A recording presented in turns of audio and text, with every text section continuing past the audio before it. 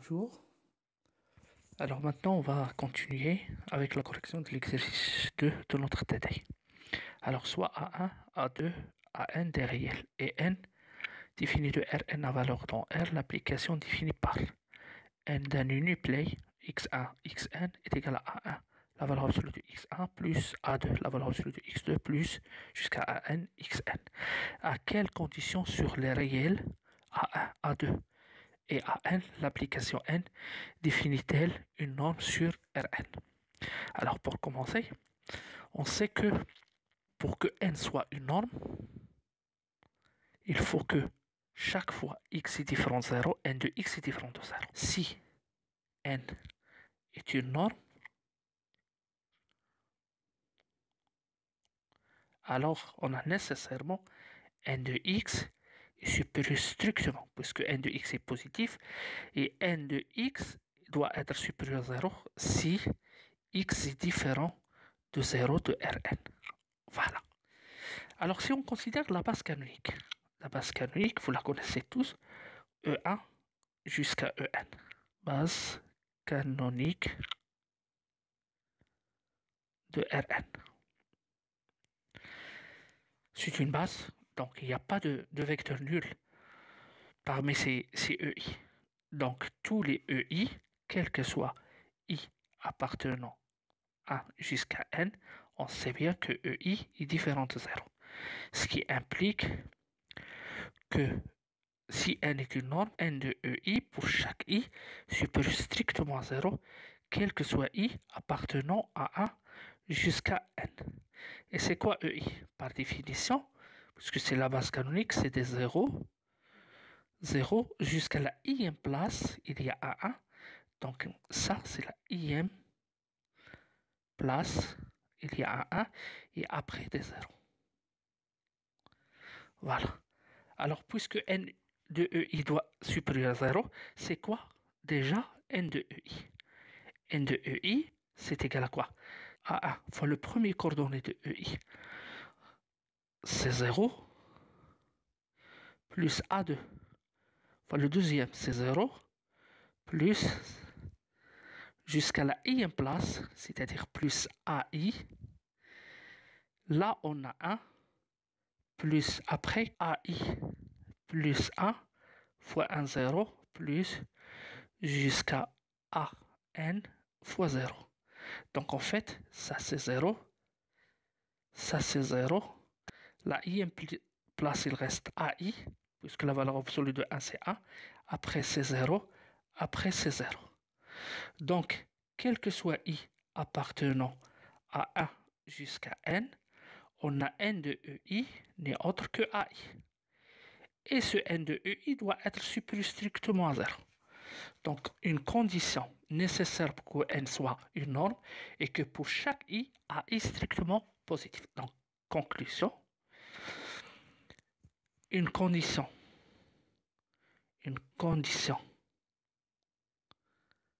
nécessaire pour que N soit norme sur Rn et que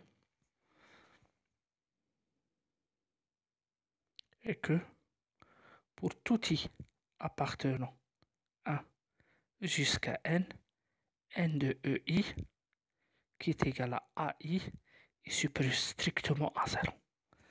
Donc les constantes réelles ou bien les réels données dans la définition de N doivent être tous strictement des réels strictement positifs, montrant que c'est une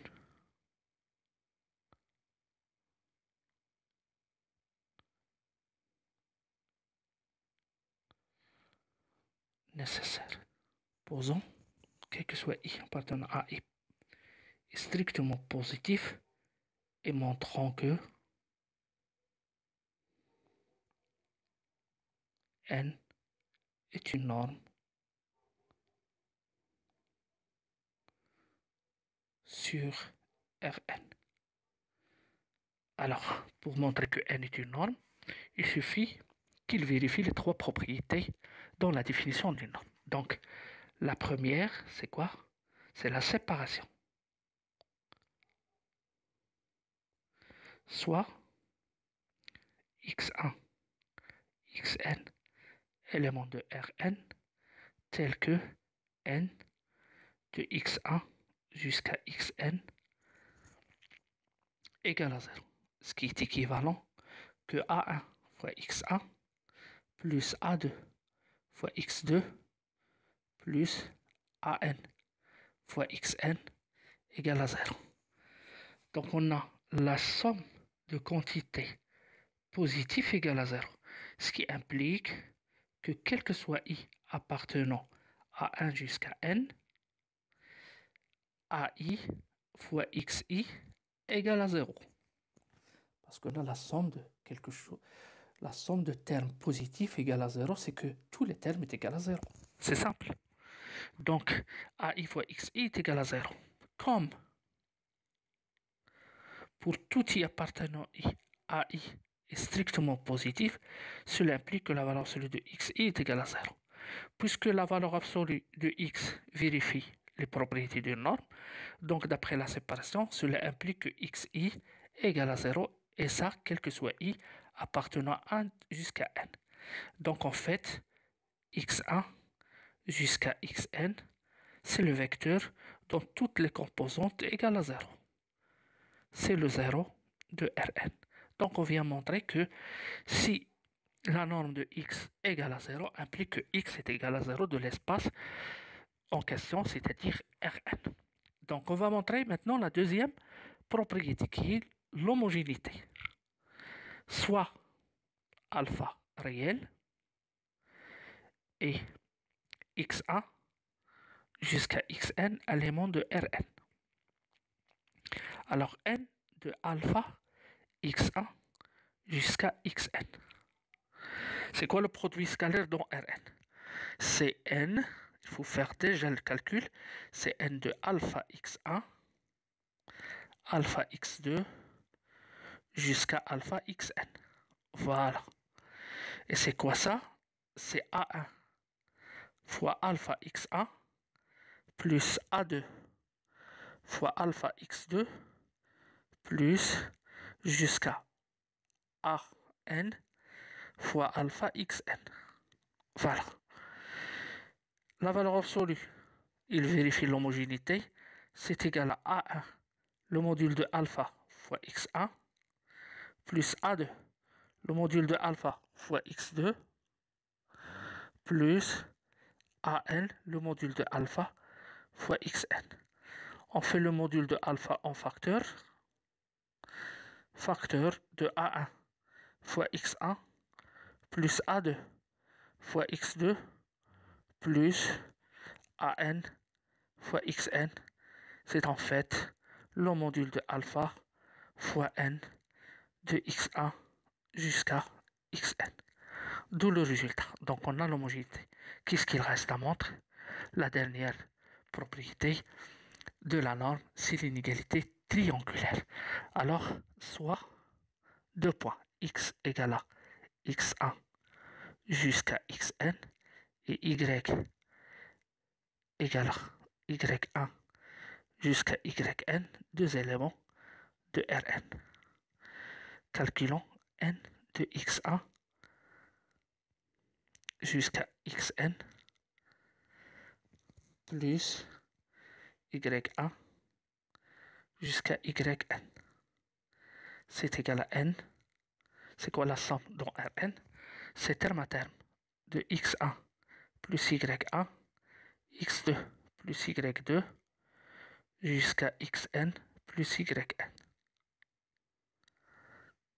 Et ça, c'est quoi? C'est a1 x1 plus y1 plus a2 x2 plus y2 plus an xn plus yn.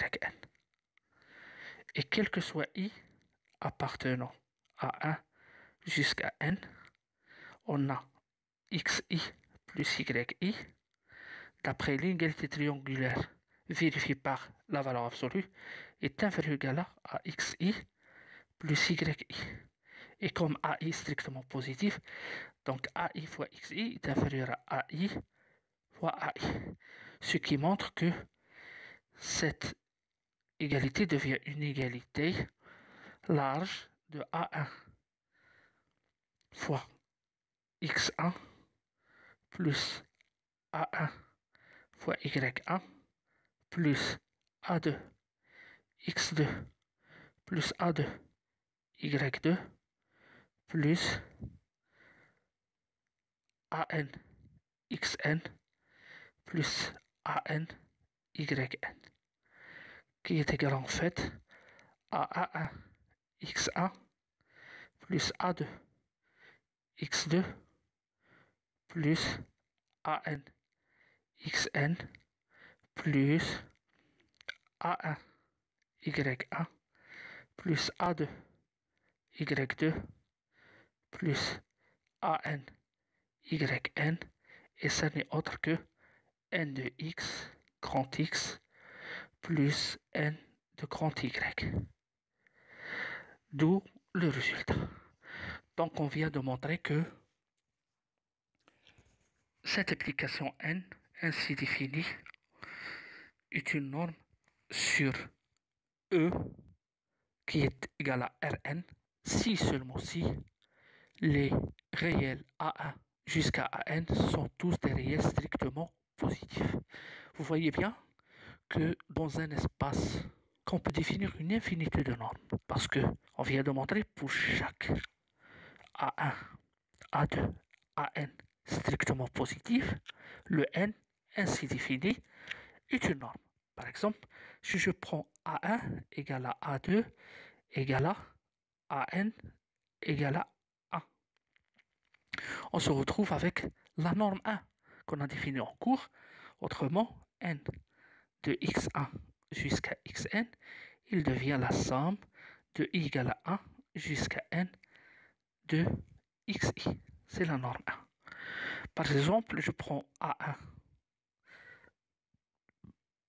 égale à 1, A2 égale à 2, AN égale à n. Alors, tous les coefficients AI sont strictement positifs. Donc, la norme x1 jusqu'à xn égale à la somme de i égale à 1 jusqu'à n de i fois la norme de xi, et bien une norme sur Rn. Je prends A1 égale à 1 demi égale à A2 égale à AN. On a toujours les AI strictement positifs. L'application qui correspond est une norme sur Rn. Et ainsi, pour chaque uniplay de composantes strictement positives, on construit une norme sur Rn. Donc sur le même espace vectoriel, on a une infinité de normes. D'où le résultat.